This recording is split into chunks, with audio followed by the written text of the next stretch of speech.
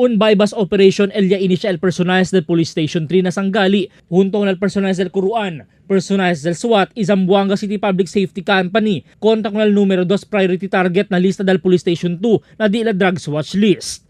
Por causa con el arresto de si Midsfar Nuño, 32 el edad, residente del Sangali. Con él ya pwede identificar el mga survivor del incidente del si Jacking with Massacre, que illegal el uno del maechor na matanza del 8 mga pescador na lamar del Seromon del lunes de noche. Asigun con el jefe del Police Station 3 na Sangali, Chief Inspector Chester Natividad, ya puede con este sospechado identificar el uno del mga informer y uno del mga tripulante del marine vessel NR. Pwede kita aresta con el suspect through a bypass operation. Considering kay Chenegane witness yan identify kay akirgani si certain Midsfar Nuño Yunus junto con el grupo kay ang conduct si Jacking. Na posesyon de este mga sospechao ya pwede saka el 3 mga sachet del Alagaw Shabu, 200 marked money el un granada. All items and explosive talyara na mano del Police Station 2 ta continua sila conduct investigation. Chenegane kay mga witness tamen yan pinpoint ko nila kay uno gani ele de la suspect akel yang conduct si Jacking alina si Romon Island.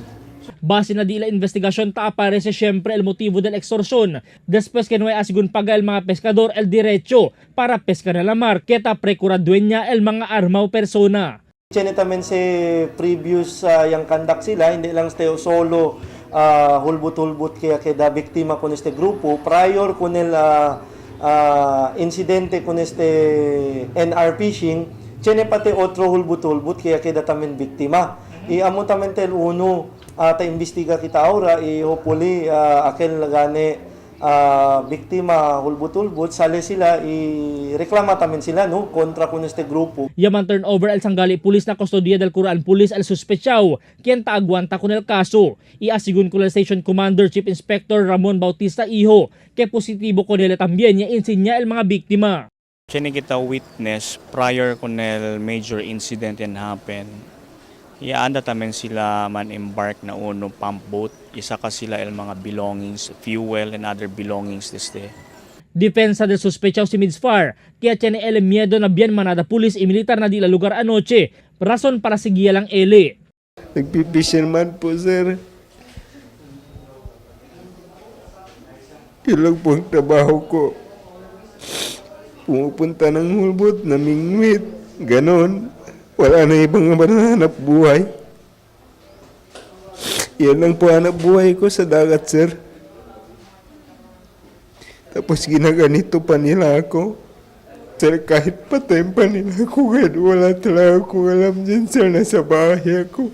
Cuando talya pa el news team na Quruan, yalega también este un sospechao que invita a la autoridad con ele ya nombra como si Arasan Samlani, un pescador también, pero ele tanega el mga akusasyon kontra con ele. Sa laut talaga kami galing bago lang kami nakadating galing sa sa Labuan. Kailan? Yan ko kung siguro mga 3 araw pa kami nakarating galing doon sa Labuan.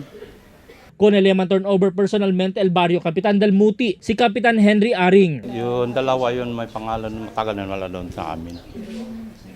So itong si Arasani lang. O yan siya, Rasani nakatira talaga yun doon. Ele ahora tumabaho na investigasyon del PNP mientras Esperanzao. Mientras Esperanzao el manda con el mira na mga survivors. Siya pa ba sila con este mira na insidente? Na mas temprano report, 15 asigun mga armao persona el ataha con el hulbot del mga pescador.